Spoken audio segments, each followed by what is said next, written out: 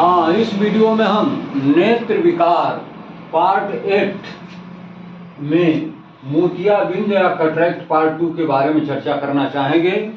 जैसा कि आप जानते हैं, नेत्र विकार पार्ट 8 के पहले आई की 7 बीमारियों के बारे में हम चर्चा कर चुके हैं और आज हम ये मोतियाबिंद या कैटरेक्ट पार्ट 2 की चर्चा करेंगे। पार्ट फर्स्ट में हमने मोतियाबिंद क्या है, उसके कारण क्या हैं, उसके टाइप्स क्या हैं और उसके डायग्नोसिस क्या है, उसके ट्रीटमेंट क्या हैं, इन तमाम बिंदुओं पर चर्चा कर चुके हैं पहली वीडियो में। आज हम दूसरी वीडियो में जिन बिंदुओं पर चर्चा करेंगे वो बिंदु होंगे नर्सिंग मैनेजमेंट पार्ट 1, यानी कैटरेक्ट के पेशेंट को किस तरह से हम नर्सिंग करेंगे।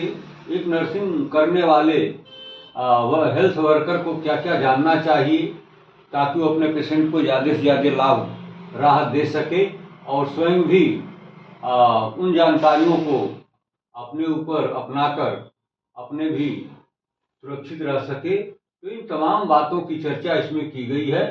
तो ये जो नर्सिंग मैनेजमेंट है इसमें भी 2 पार्ट हैं। ये पार्ट फर्स्ट है, फिर नेक्स्ट वीडियो में हम इसका पार्ट सेकंड लेकर के आएंगे जिसमें इसी तरह के बहुत सारे बिंदुओं पर चर्चा करना चाहेंगे। तो आइए सबसे पहले हम देखते हैं नर्सिंग मैनेजमेंट पार्ट फर्स्ट में प्री ऑपरेटिव केयर और दूसरा पॉइंट है आज का पोस्ट ऑपरेटिव केयर, यानी कैटरेक्ट की सर्जरी करने के पहले। जैसा कि इंट्रोडक्शन में बताया गया था कि मोतियाबिंद का मेडिकल में कोई बहुत प्रॉपर इलाज नहीं है। इसका सर्वोत्तम इलाज सर्जरी मानी जाती है। सर्जरी करके हम इसको क्योर करते हैं।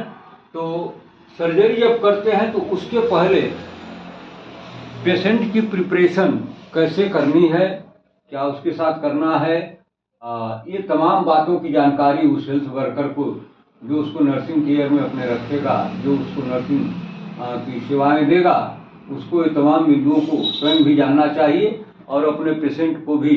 इसमें से बहुत सारे बिंदु हैं जो जिसकी जानकारी उसे करा देनी चाहिए। तो आइए हम पहले देखते हैं कि सर्जरी के पहले एक पेशेंट के कैटरेक्ट के या मोतियाबिंद के पेशेंट को क्या क्या करना चाहिए और फिर जब सर्जरी हो जाए तो उसको कहते हैं पोस्ट ऑपरेटिव केयर, यानी ऑपरेशन के बाद पेशेंट की देखभाल। प्री ऑपरेटिव केयर मतलब सर्जरी के पहले के समय में उसको क्या क्या केयर करने की ज़रूरत है। तो आइए प्री ऑपरेटिव केयर में हम देखें सबसे पहले क्या होना चाहिए कि रोगी के वाइटल साइन एवं जनरल हेल्थ का निर्धारण करना चाहिए। एक नर्सिंग करने वाले व्यक्ति का या वो व्यक्ति जो कैटरेक्ट के पेशेंट की देखभाल कर रहा है और उसे क्या क्या जानना चाहिए, उसे क्या क्या करना चाहिए। तो सबसे फर्स्ट ऑफ ऑल पॉइंट जो उसको करना होगा वो ये होगा कि रोगी के वाइटल साइन एवं जनरल हेल्थ का निर्धारण कर ले। वो माने रोगी के वाइटल साइंस को मार्क करना होगा। वाइटल साइंस क्या हैं? वे लक्षण जो लाइफ के लिए आवश्यक माने जाते हैं, जैसे पेशेंट का पल्स रेट क्या है, ब्रीथिंग रेट क्या है, हार्ट रेट क्या है, बीपी क्या है, शुगर का लेवल, ये सब जो जानकारियां हैं, उसका टेम्परेचर क्या है। तो ये सब पहले देखना चाहिए कि सामान्य तो है। अगर इसमें कोई असामान्यता दिख रही है तो पहले उसे मेंटेनेंस करना होगा, पहले उसका वो केयर करेगा, तो बाद में कैटरेक्ट के सर्जरी की बात आएगी। तो इसका जो ये वाइटल साइंस हैं, ब्लड प्रेशर हुआ, टेम्परेचर हुआ, पल्स काउंट हुआ, हार्ट रेट हुआ, ब्रीथिंग रेट हुआ, ये तमाम जो वाइटल साइन है जीवन के जो आवश्यक लक्षण हैं इनको मार्क करने की जरूरत है। और पेशेंट के जनरल हेल्थ का भी एग्जामिन उसे करना पड़ेगा कि पेशेंट जो कैटरेक्ट के लिए आया, कैटरेक्ट के सर्जरी के लिए आया है, वो कहीं डायबिटिक तो नहीं है, बीपी का पेशेंट तो नहीं है, यानी इस तरह से हम उसके सामान्य स्वास्थ्य का भी एग्जामिनेशन करना चाहिए हमें पहले। तो इनका पहले निर्धारण करना होगा एक हेल्थ वर्कर को। ये जो कैटरेक्ट का पेशेंट आया है, मोतियाबिंद का पेशेंट है, इसका सब कुछ सामान्य तो है, इसका स्वास्थ्य कहीं से किसी बीमारी से प्रभावित तो नहीं है जिसका इलाज पहले से ही वो ले रहा है। तो इन तमाम बिंदुओं को सबसे पहले दिमाग में रखना चाहिए। इसके बाद तो मोतियाबिंद के सर्जरी के बारे में सोचना चाहिए। दूसरे नंबर पर क्या ध्यान देने की जरूरत है, रोग के कारण को जानने के लिए रोगी एवं उसके परिजनों से पूरी डिटेल हिस्ट्री लेनी चाहिए। यानी इसमें कारण आपको बहुत सारे बताए गए थे ये कैटरेक्ट पार्ट 1 में। तो उन कारणों में से किस कारण की वजह से ये मोतियाबिंद की प्रॉब्लम उसे है, तो उस कारण को जानने के लिए हमें क्या करना चाहिए, रोगी से केस हिस्ट्री लेनी चाहिए और उसके जो फैमिली मेंबर हैं, उसके आसपास या परिवारी जन हैं, उनसे पूछना चाहिए कि कैसे इसको हुआ, पहले क्या हुआ, फिर क्या हुआ, फिर क्या हुआ। तो इस तरह से केस हिस्ट्री लेनी चाहिए ताकि उसके प्रॉपर कारण का, इटियोलॉजी का पता लग सके। हो सकता है वो डायबिटिक हो सकता है उसमें आई में ट्रोमा हुआ हो, तो ये या उसके आई के सेंटर में कैटरेक्ट का फॉर्मेशन हुआ हो, पेरिफेरी पर हो। तो तमाम चीज़ें ये जो है ये पहले जानना चाहिए, पूरी केस हिस्ट्री लेनी चाहिए। कहीं वो चेन स्मोकर तो नहीं है। जो उसके कारण है, आखिर उन कारणों में से कोई ना कोई एक कारण तो होगा ही जिससे वो मोतियाबिंद से पीड़ित है। तो उस कारण को जानिए। जब तक प्रॉपर कारण नहीं मालूम होगा तब तक उसका प्रॉपर निवारण भी नहीं हो सकता है।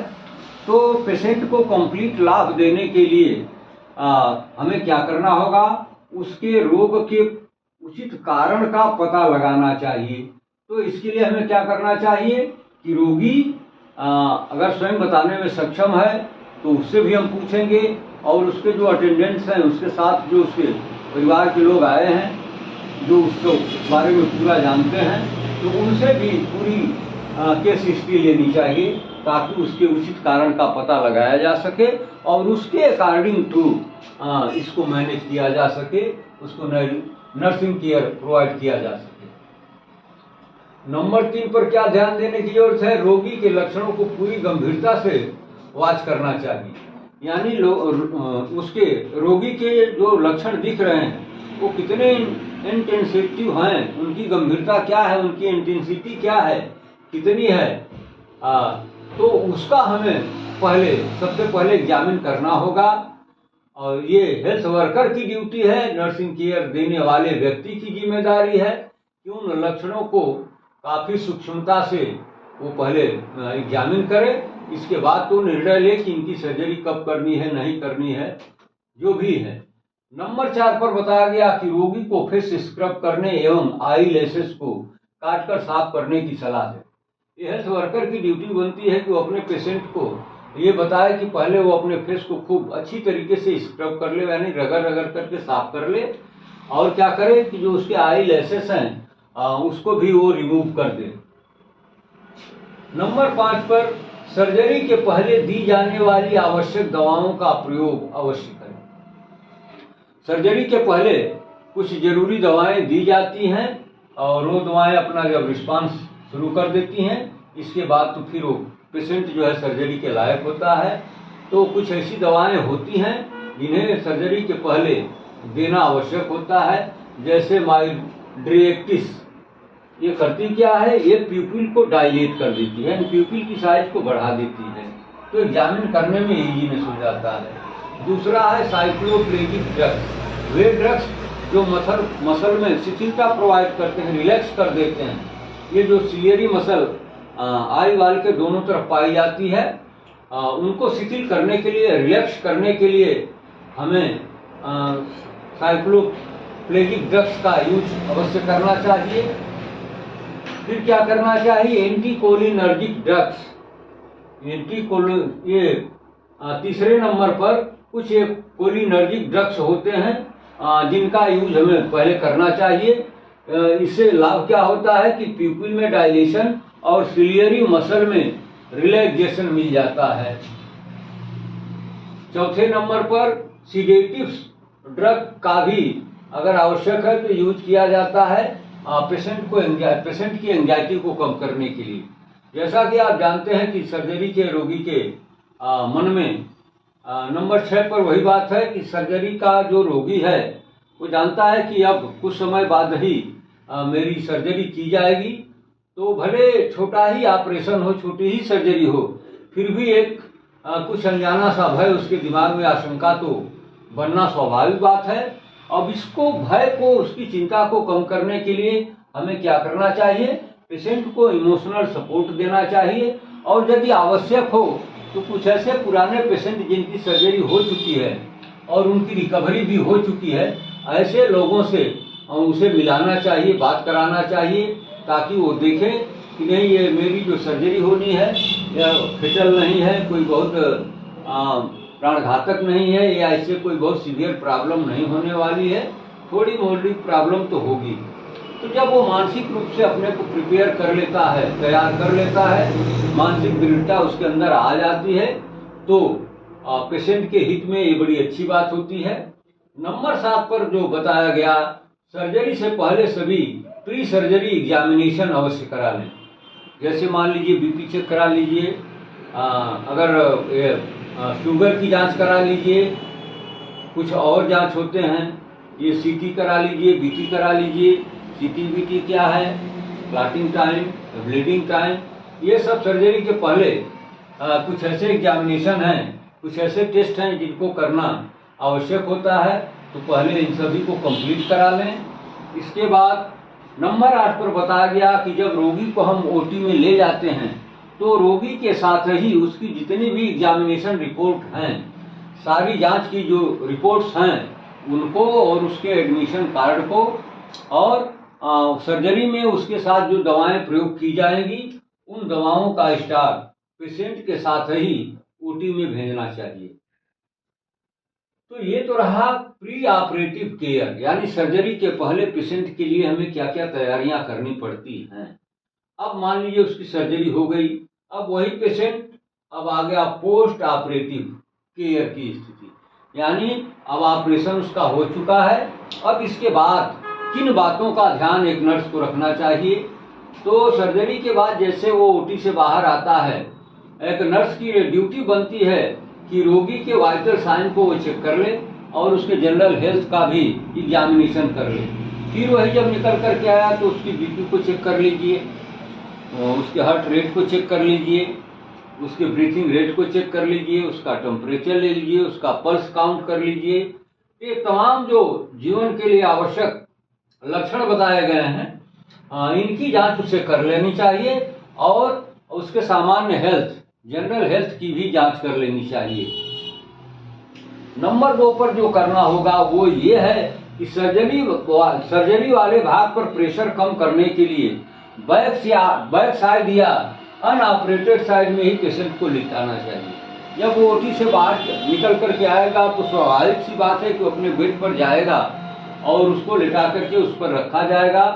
तो हम पेशेंट को ऐसे बेड पर लिटाएं ताकि उसका जो बैक पोर्शन है, पीठ के बल ही वो लेके, ताकि सर्जरी के वाले पार्ट पर कोई अतिरिक्त प्रेशर ना बने।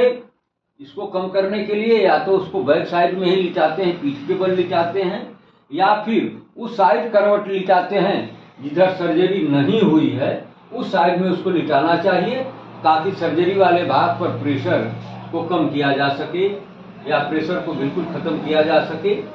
नंबर 3 पर क्या करना चाहिए? रोगी के बेड का जो हेड साइड होता है उसे पैर वाले साइड से, फुट साइड से 30 to 45 डिग्री ऊपर होना चाहिए, यानी उसका जो ये हेड वाला जो बेड का पोर्शन है वो थोड़ा अपग्रेडेड होना चाहिए, थोड़ा राइजअप होना चाहिए कंपैरेटिवली टू फुट साइड, यानी पैर वाला साइड 30 से 45 डिग्री नीचे होना चाहिए, और हेड साइड वाला जो पार्ट है वो 30 से 45 डिग्री अपवर्ड होना चाहिए, थोड़ा रेजअप होना चाहिए, ऊंचा होना चाहिए।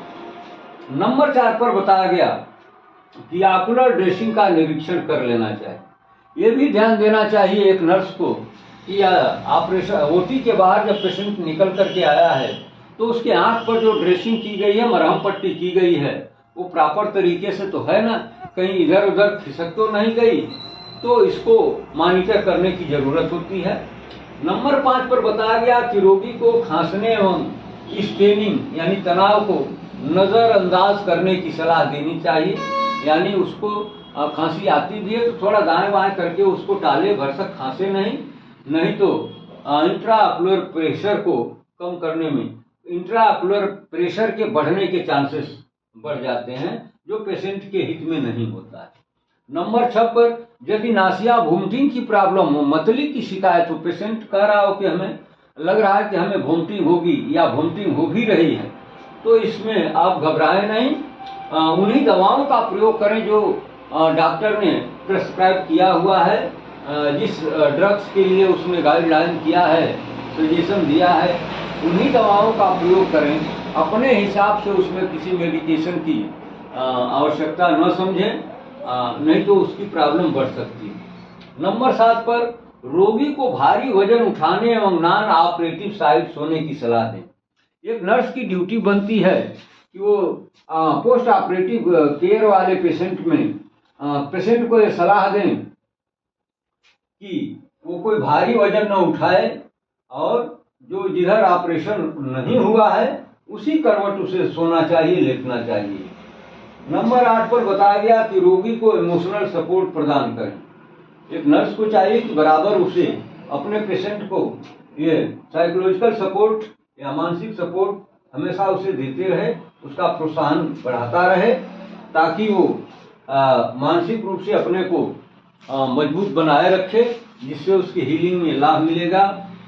अगला पॉइंट ये बताया गया कि रोगी को विजन में दिक्कत होने के कारण रोगी अपनी दैनिक क्रियाक्रम में यदि दिक्कत महसूस कर रहा है तो जो उसके फैमिली मेंबर्स हैं उनसे कहिए कि वो उसको असिस्ट किया करें, उसे मदद दे करके टॉयलेट ले जाएं, यूरिनल ले जाएं, यानी जो भी उसकी आवश्यकता है तो उसमें वो उनको असिस्ट करें, सहायता करें, उसको सपोर्ट करें। नंबर 10 पर बताया गया कि रोगी विजन प्रॉब्लम के कारण बेड से गिर भी सकता है।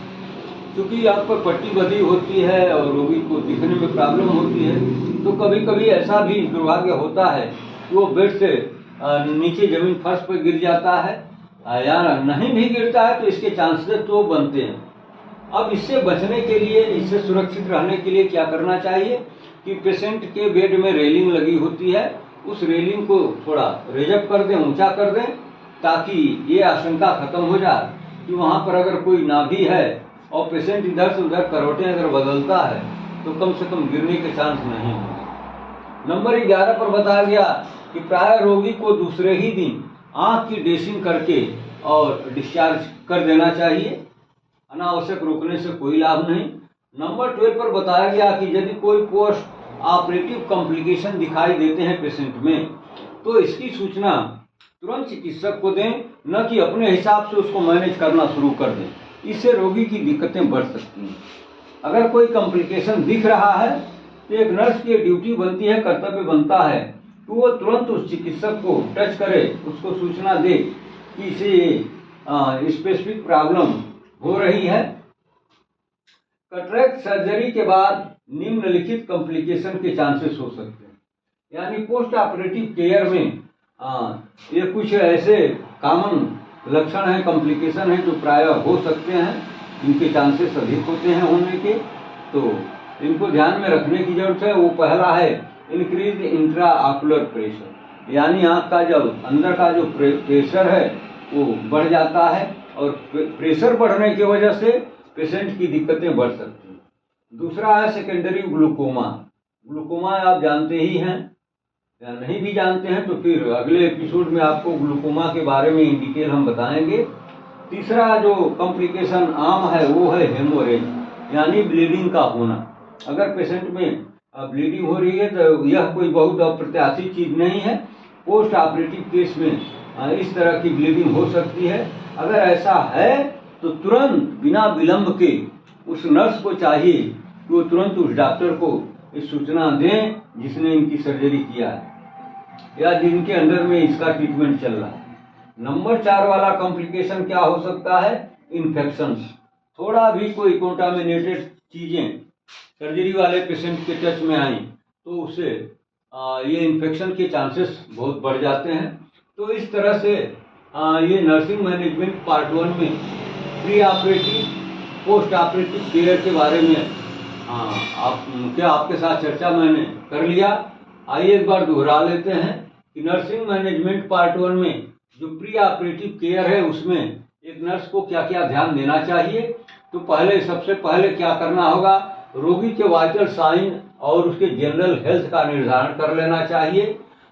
दूसरे नंबर पर रोगी के बीमारी के उचित कारण को जानने के लिए रोगी से और उसके परिजनों से इन डिटेल केस हिस्ट्री ले लेनी चाहिए। तीसरे नंबर पर रोगी के लक्षणों को पूरी गंभीरता के साथ यानी सूक्ष्म निरीक्षण करना चाहिए, गहनता से निरीक्षण कर लेना चाहिए। नंबर 4 पर रोगी को यह सलाह देनी चाहिए कि वो सर्जरी के पहले अपने फेस को अच्छी तरीके से स्क्रब कर ले, यानी रबिंग कर ले, रगड़ रगड़ करके साफ कर ले और उसके जो आई लैसेस हैं उनको भी रिमूव कर दे। नंबर 5 पर जो उपाय बताया गया, सर्जरी के पहले दी जाने वाली कुछ आवश्यक जो दवाएं होती हैं उनका प्रयोग अवश्य करें। इसके लिए भूलने की जो भूल होगी वो पेशेंट के लिए काफ़ी भारी पड़ सकती है, तो ऐसी भूल कभी भी न हो। जो डॉक्टर ने गाइडलाइन किया हुआ है, जो प्रिस्क्रिप्शन दिया हुआ है, उन दवाओं का प्रयोग तो अवश्य कर लेना चाहिए। जैसे माइड्रिएक्टिस यानी पीपल को डायलेट करने वाली दवा, साइक्लोप्लेजिक ड्रग्स जो सिलियरी मसल को रिलैक्स करने में मदद करती है, एंटीकोलिनर्जिक ड्रग्स जो प्यूपिल में डायलेशन और सिलियरी मसल में रिलैक्सेशन पैदा करती है। तो इन दवाओं का प्रयोग हमें कर लेना चाहिए। और कभी कभी ये एंजाइटी की प्रॉब्लम को कम करने के लिए हमें सीडेटिव ड्रग का भी प्रयोग कर लेना चाहिए। नंबर 6 पर बताया गया कि रोगी के मन में कुछ भय या आशंका का होना स्वाभाविक बात है, जिसको कम करने के लिए हमें उसे इमोशनल सपोर्ट देते रहने की आवश्यकता है। और यदि संभव हो तो कुछ ऐसे पुराने पेशेंट जिनकी सर्जरी हो चुकी है, जिनकी हीलिंग हो चुकी है, जो स्वस्थ हो चुके हैं, उनसे भेंट करा दीजिए, मिला दीजिए, बात करा दीजिए। तो उनकी कंडीशन को देख करके पेशेंट को काफ़ी तसल्ली हो जाती है और उसका मनोबल ऊंचा हो जाता है, जो ऑपरेशन के लिए आराम से तैयार हो जाता है। आगे नंबर 7 पर बताया गया कि सर्जरी से पहले सभी प्री सर्जरी एग्जामिनेशन अवश्य करा लें। जैसे ये bleeding time, coagulating time, BP का चेक, पल्स का चेक और हार्ट रेट का एग्जामिनेशन, ये तमाम जो टेस्ट होते हैं इनको अवश्य करा लेना चाहिए। फिर रोगी जब ओटी में जाता है तो उसके साथ ही उसकी सारी एग्जामिनेशन रिपोर्ट, उसका एडमिशन कार्ड और सर्जरी में प्रयोग होने वाली दवाओं का स्टॉक पेशेंट के साथ ही ओटी में चला जाना चाहिए। अब हम बात करेंगे पोस्ट ऑपरेटिव केयर की। अब सर्जरी उसकी हो चुकी है, उसके बाद हमें क्या करना चाहिए, एक नर्स को क्या करना चाहिए अच्छा केयर देने के लिए अपने पेशेंट को। तो एक नर्स की ड्यूटी बनती है कि ओटी के बाहर जब पेशेंट आता है तो सबसे पहले उसके वाइटल साइंस को और उसके जनरल हेल्थ को वो चेक कर ले। अगर कोई दिक्कत है तो तुरंत डॉक्टर से सलाह ले ले।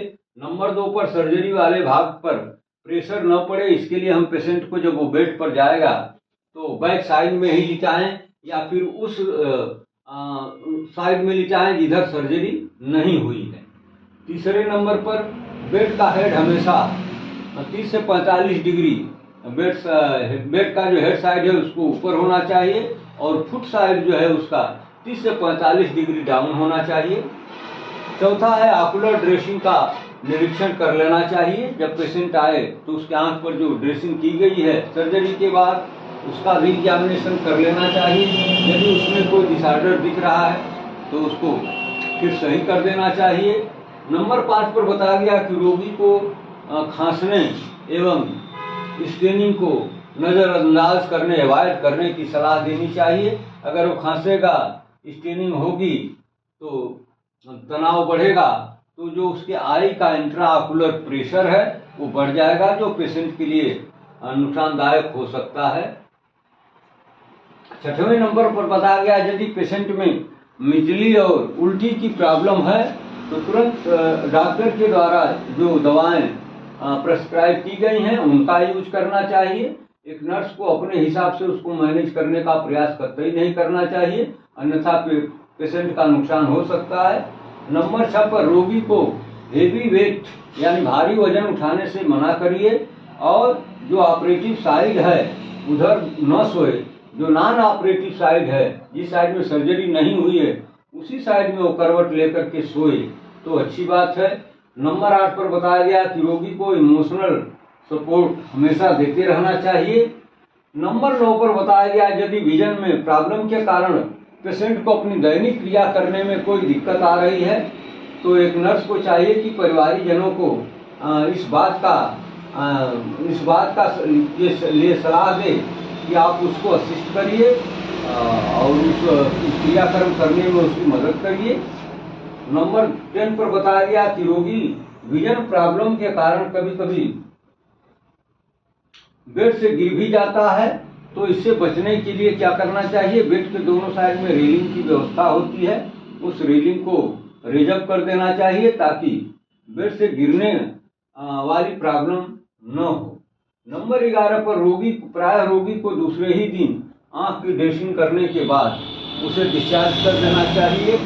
और नंबर 12 पर बताया गया कि यदि रोगी किसी भी पोस्ट कोऑपरेटिव कॉम्प्लिकेशन से ग्रसित हो रहा है या कोई कॉम्प्लिकेशन वहां पर दिख रहा है तो तुरंत डॉक्टर को सूचित करना चाहिए और फिर जैसा वो गाइडलाइन तय करता है उसके अनुसार उसे पोस्ट ऑपरेटिव केयर की जरूरत होनी चाहिए, ऐसे मैनेज करना चाहिए।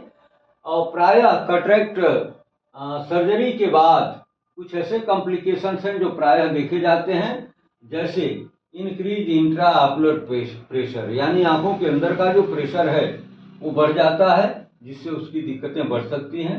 दूसरा है सेकेंडरी ग्लूकोमा और तीसरा है ब्लीडिंग यानी ब्लीडिंग हो सकती है। नंबर 4 पर इन्फेक्शन के भी चांसेस बढ़ जाते हैं, तो इनसे बचने के लिए पोस्ट कोऑपरेटिव केयर में बताए गए सारे उपाय को एडॉप्ट करने की जरूरत है। यह एक नर्स की नॉर्मल ड्यूटी के तहत आता है। इसी के साथ हम ये नर्सिंग मैनेजमेंट पार्ट 1 का एंड करेंगे। बाकी अगले नर्सिंग मैनेजमेंट पार्ट 2 में जो बहुत सारी जानकारियां अभी शेष रह गई हैं उनके बारे में आपके साथ चर्चा करना चाहेंगे।